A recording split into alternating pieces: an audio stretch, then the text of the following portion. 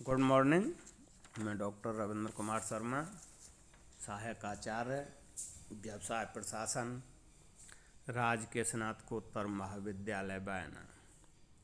BCom second year के समस्त छात्र एवं छात्राओं, आज मैं आपको सेकेंड ईयर का पेपर सेकेंड प्रबंध का टॉपिक निर्देशन का भाग सेकेंड का ई कंटेंट के माध्यम से अध्ययन कराएंगे।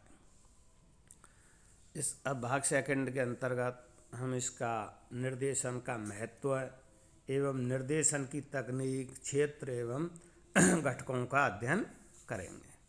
पहले भाग में हमने निर्देशन का अर्थ एवं परिभाषा एवं निर्देशन की प्रकृति एवं विशेषताओं का अध्ययन किया। अब हम देखते हैं इसका निर्देशन का महत्व क्या है। Importance of direction.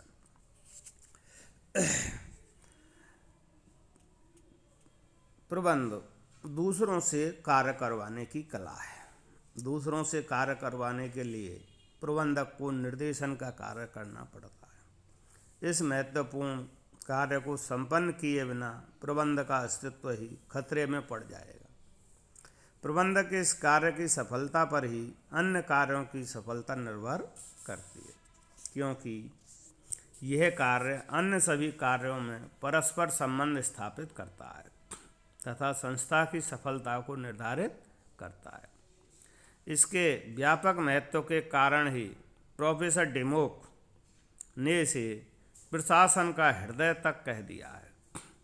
अर्थात ये किसी भी बिजनेस इंडस्ट्री के अंतर्गत एडमिनिस्ट्रेशन का हार्ट के रूप में इसको कहा गया है। हार्ट से आशा है जो कि प्रत्येक शरीर के प्रत्येक धमनियों में रक्त का संचार करता है और व्यक्ति को, मनुष्य को जीवित रखने के लिए और मनुष्य की काबूलियत को बरकरार रखने के लिए हार्ट कार्य करता है। इसी तरह से बिजनेस इंडस्ट्री के अंतर्गत निर्देशन के महत्व को किसी भी इंडस्ट्री में एक हार्ट के रूप में, प्रशासन के हार्ट के रूप में जाना जाता है। अब हम इसका निर्देशन का महत्व को हम विभिन्न बिंदुओं के माध्यम से आपको अध्ययन करा रहे हैं। पहला इसका महत्व का बिंदु है कार्यों का निष्पादन करने के लिए। संस्था के प्रत्येक कार्य के निष्पादन के लिए निर्देशन कार्य को करना पड़ता है। यह वह आधारभूत कार्य है जिससे अन्य सभी कार्यों को आसानी से पूरा किया जा सकता है। प्रोफेसर थियो हेमन ने ठीक ही लिखा है कि जब तक कार गियर में डालकर एक्सीलेटर दबाया नहीं जाता है तब तक कुछ भी संभव नहीं है। ठीक उसी प्रकार निर्देश जारी किए बिना तथा अधीनस्थों के मार्गदर्शन एवं पर्यवेक्षण के बिना कुछ भी नहीं, अर्थात बहुत कम कार्य पूरे किए जा सकते हैं। इस तरह से कार्यों का निष्पादन करने के लिए निर्देशन की बहुत सख्त आवश्यकता होती है। दूसरा बिंदु है इसमें वास्तविक कार्यों तथा योजनाओं या निर्णयों में दूरी को पाटना। निर्देशन से वास्तविक कार्यों तथा पूर्व नियोजित कार्यों से निर्णयों के बीच की दूरी को पाटा जा सकता है। निर्देशन प्रबंधक यह देखता है कि कार्य पूर्व निर्धारित योजनाओं या निर्णयों के अनुरूप हो रहे हैं अथवा नहीं। यदि नहीं तो वह आवश्यक मार्गदर्शन एवं आदेश निर्देश देता है जिससे इन कार्यों में रह रही कमियां दूर हो की जा सकें और योजनाओं के अनुरूप कार्यों को पूरा किया जा सकता है। अर्थात निर्देशन गैप को, दूरी को पाटना एवं योजनाओं के अनुसार और निर्णयों के अनुसार उन कार्यों को पूरा करने के लिए एक महत्वपूर्ण औजार है। तीसरा बिंदु है इसका महत्व का अन्य प्रबंधकीय कार्यों के संयोजन में सहायक। निर्देशन वह कार्य है जो प्रबंध के अन्य सभी कार्यों के बीच की कड़ी है। नियोजन एवं संगठन प्रबंध के प्रारंभिक कार्य हैं, जबकि नियंत्रण प्रबंधक प्रक्रिया का अंतिम कार्य है। निर्देशन इनके बीच का कार्य है, जिसके एक ओर नियोजन एवं संगठन कार्य है तो दूसरी ओर नियंत्रण का कार्य है। निर्देशन कार्य के द्वारा ही इन शेष कार्यों में संयोजन संभव है। चौथा बिंदु है इसका प्रभावकारी समन्वय की प्राप्ति में सहायक। निर्देशन से संस्था में प्रभावकारी समन्वय की प्राप्ति संभव है।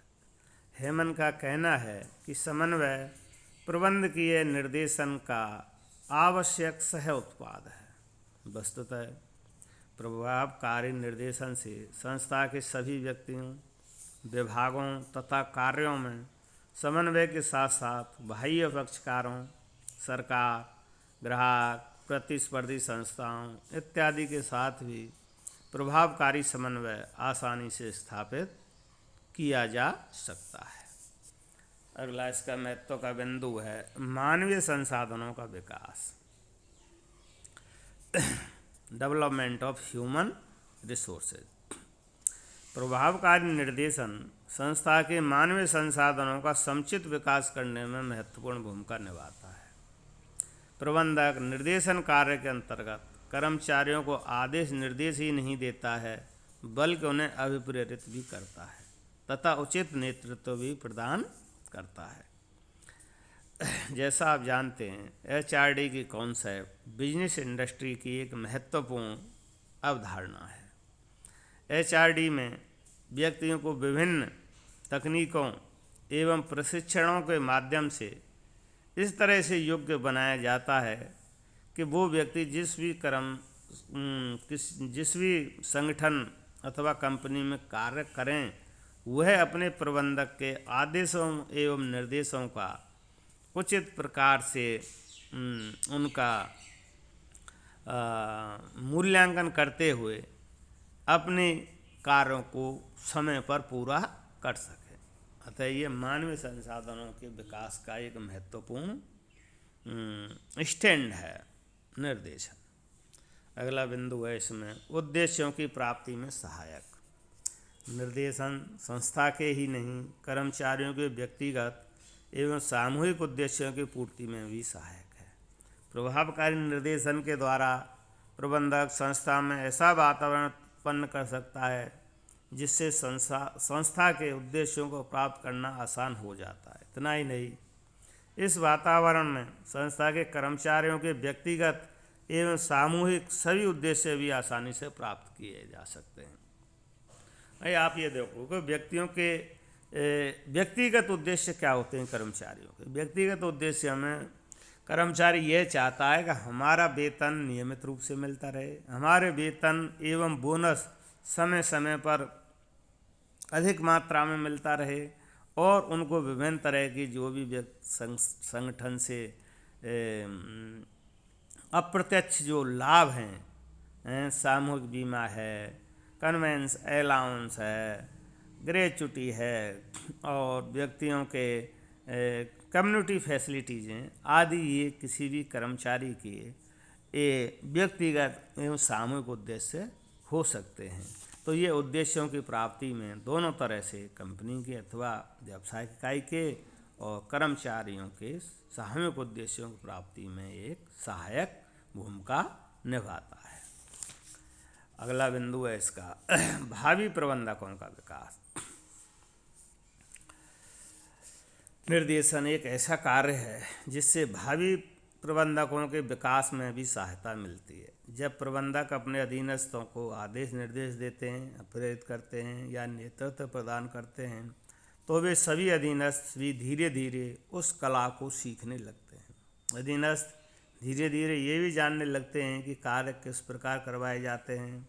अतः भावी प्रबंधकों का स्वतः विकास होने लगता है। अगला बिंदु है इसमें परिवर्तनों के प्रबंध में सुविधा।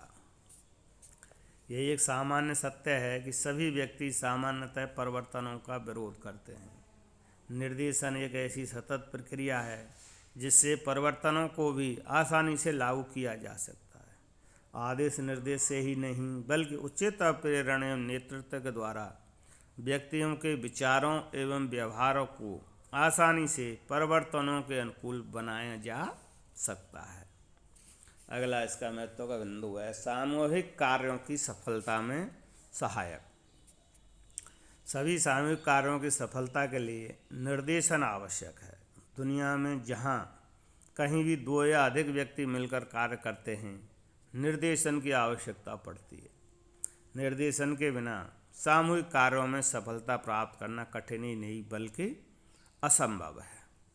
अगला बिंदु है इसका 10वां व्यावसायिक संस्था की सफलता के लिए आवश्यक। निर्देशन कार्य प्रत्येक व्यावसायिक संस्था की सफलता के लिए आवश्यक कार्य है। इसकी सहायता से ही संस्था की नाव व्यावसायिक भवसागर को पार कर सकती है। दूसरे शब्दों में निर्देशन वह पतवार है जिसके सहारे व्यावसायिक नाव को सही दिशा प्रदान की जा सकती है।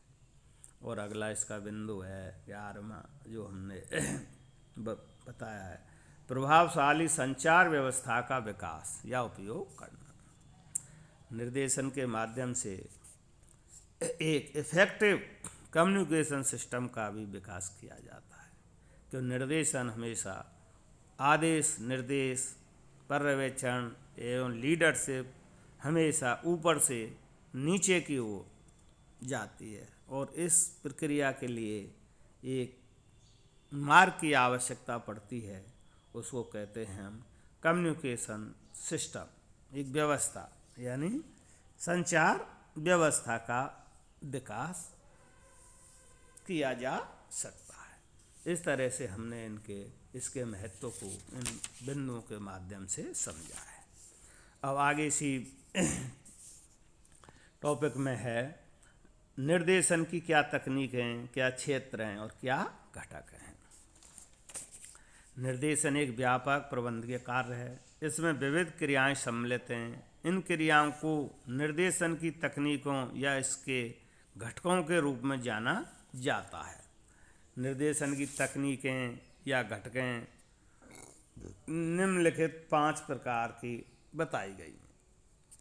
पहला है आदेश एवं निर्देश। पहला घटक या तकनीक है निर्देशन किस तरह से क्या क्या सम्मिलित है इसमें। तो उनमें पहला बिंदु है आदेश एवं निर्देश के द्वारा निर्देशन किया जाता है। इसके अंतर्गत आदेश निर्देश प्रबंधकों के निर्देशन कार्य के महत्वपूर्ण उपकरण हैं। प्रबंधक कार्य प्रारंभ करने, कार्यों में परिवर्तन संशोधन करने, कार्यों को संपन्न करने तथा रोकने आदि के संबंध में आदेश निर्देश जारी करता है। आदेश निर्देश सर्वोच्च प्रबंधक से क्रमशः मध्यवर्ती पर्यवेक्षी प्रबंधक के माध्यम से कार्यरत कर्मचारी तक पहुंचाए जाते हैं। और दूसरा इसका तकनीक या घटक है पर्यवेक्षण या निरीक्षण, सुपरविजन।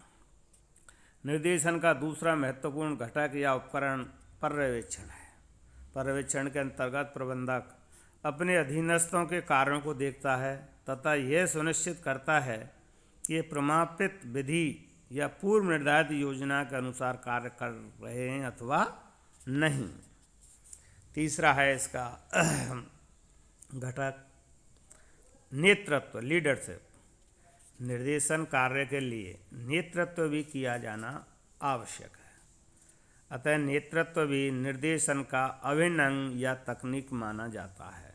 नेतृत्व एक कला है जिसके द्वारा प्रबंधक अपने अधीनस्थों के व्यवहार का मार्गदर्शन करता है। नेता अपने अधीनस्थों के व्यवहार को इस प्रकार प्रभावित करता है कि वे सभी संस्था के उद्देश्यों को पूर्ति के लिए सामूहिक रूप से उसके नेतृत्व के कार्य करने को तत्पर हो जाते हैं। अगला इसका घटक है निर्देशन की तकनीक या का अभिप्रेरण, मोटिवेशन। अभिप्रेरण एक ऐसी प्रक्रिया है जिसके द्वारा प्रबंधक अपने अधीनस्थों की इच्छाओं, भावनाओं तथा आवश्यकताओं को संतुष्ट करने का प्रयास करता है। ताकि वे संस्था के उद्देश्यों की प्राप्ति में उत्साहपूर्वक सहयोग कर सकें। प्रबंधक अपने अधीनस्थों की भावनाओं, आवश्यकताओं आदि को संतुष्ट करने के लिए वित्तीय एवं अवित्तीय, सकारात्मक एवं नकारात्मक सभी विधियों का उपयोग करते हैं। और अंतिम घटक या निर्देशन की तकनीक है संप्रेषण या संचार, कम्युनिकेशन। निर्देशन के लिए संप्रेषण एक बहुत ही महत्वपूर्ण तत्व है। प्रभावकारी संप्रेषण या संचार व्यवस्था प्रबंधकों के आदेश निर्देशों, कर्मचारियों की शिकायतों, समस्याओं, कार्य की रिपोर्टों, सुझाव आदि को यथा समय यथा स्थान पहुंचाने के लिए भी आवश्यक है। कुशल संचार व्यवस्था से संस्था में आपसी विश्वास के वातावरण का निर्माण किया जा सकता है। इसी से संस्था में प्रजातांत्रिक वातावरण के निर्माण भी किया जा सकता है। अतः प्रबंधकों को निर्देशन कार्य करने में सुविधा हो जाती है। इस तरह से ये 5 इसके निर्देशन के घटक एवं तत्व है हमने बताए। अतः आज इस निर्देशन विभाग सेकंड में निर्देशन का महत्व है एवं निर्देशन की क्या तकनीकें, क्या इसके घटक हैं या इसका क्षेत्र कह सकते हैं, इसका हमने अध्ययन करा है। आज के लिए इतना ही। धन्यवाद।